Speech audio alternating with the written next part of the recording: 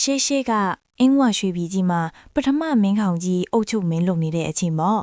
မင်းကြီးမှာမင်းရဲကြော်စွာလို့အမိရတဲ့အယောင်အဝါနဲ့ပြည့်စုံတဲ့သားတော်တစ်ပါးရှိပါရဲ့မင်းကြီးဟာသားတော်ကိုအနာဂတ်မှာတိုင်းပြည်ကိုဦးဆောင်မဲ့ပညာရှိတဲ့မင်းခေါင်းမင်းမြတ်ဖြစ်စေချင်တာကြောင့်ထင်ရှားတဲ့ဆရာတော်တစ်ပါးထမှာအနံပြီးစာပေပညာသင်ကြားစေခဲ့ပါတယ်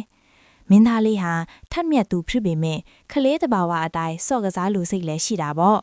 တနေ့မှာတော့ယာဒီဥဒုကပါရနေတာနဲ့မင်းသားနဲ့တငယ်ချင်းကျောင်းသားတစုဟာကျောင်းပြင်ပကိုလမ်းလျှောက်ထက်လာကြပါတယ်။လမ်းဘေးကအင်္ဂလိပ်တအိမ်ရဲ့ရှိမှာတော့အဘွားကိုတယောက်ခါသူ့ရဲ့တနေ့တာလူအားခပ်စတဲ့နှမ်းတွေကိုဘန်းနဲ့ခေပြီးနီလန်းထားပါတယ်။လှမ်းထားတဲ့နှမ်းတွေကအမွှေးပြက်နေတော့မင်းသားဟာစနောက်ချင်းစိတ်နဲ့လက်ညှိုးလေးကိုတရွေ့စွတ်နှမ်းပန်းတွေကိုတူပြီးကတ်ပါလာတဲ့နှမ်းတွေကိုပါဇက်ထဲထည့်စားလိုက်ပါတယ်။တစ်ချိန်မဟုတ်နှစ်ချိန်မဟုတ်ခဏခဏတို့စားနေတာမို့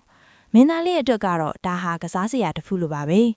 ဒါကိုအိမ်ငယ်ကနေလမ်းကြည့်နေတဲ့အဘွားကမြင်သွားတဲ့အခါအင်မတန်စိတ်မကောင်းဖြစ်သွားပါတယ်ငါရဲ့တဏီကွန်ပင်ပင်မမှန်းရှာထားရတဲ့လှုပ်အားခက်လေးကိုမှမင်းသားလေးကစောင့်နှောက်ရက်လီခြင်းလို့တွေးပြီးနန်းတော်ကိုတွားရောက်တိုင်တန်းပါတော့တယ်အရှင်မင်းကြီးတားတော်ဟာကျွန်ုပ်ရဲ့နှမ်းတွေကိုခိုးစားပါတယ်ဖေဟာလို့ရှောင်းတင်တဲ့အခါမှာတော့ဒီသတင်းဟာဆရာတော်ကြီးရဲ့နားလေးကိုလည်းချက်ချင်းပဲရောက်သွားပါတော့တယ်မင်းကြီးကသားတော်ကိုအပြင်းထန်အဖြစ်ပေးဖို့ပြင်ဆင်တဲ့အခါဆရာတော်ကမင်းကြီးဒါဟာတပည့်တော်ရဲ့တာဝန်ပါဆိုပြီးကြားထဲကတားမြစ်လိုက်ပါတယ်ဆရာတော်ကမင်းသားကိုခေါ်လိုက်တဲ့အခါမင်းသားဟာကြောက်ရွံ့တုန်ရင်စွာနဲ့ဆရာတော်ရှေ့မှာဒူးထောင်နေရတာပေါ့ဆရာတော်ကတီငိမ်ပေမဲ့လေးနက်တဲ့လေးသားနဲ့မေးပါတယ်မင်းသားတင်ပါကြောင့်သူတော်ဘာပစ္စည်းကိုခိုးယူရတယ်လေမင်းသားကတပည့်တော်စွန့်တော်ချင်ညုံတတ်ပါဆရာတော်နှမ်းဆိုတာအသေးခွေးလေးမဟုတ်လားဖရာလို့ပြန်လျှောက်ပါတယ်ဒီအခါမှာတော့ဆရာတော်ကမျက်နှာကိုတင်းမလိုက်ပြီးရင်းနဲ့ထီသွားမယ်စကားတခွင်းကိုပြောလိုက်ပါတယ်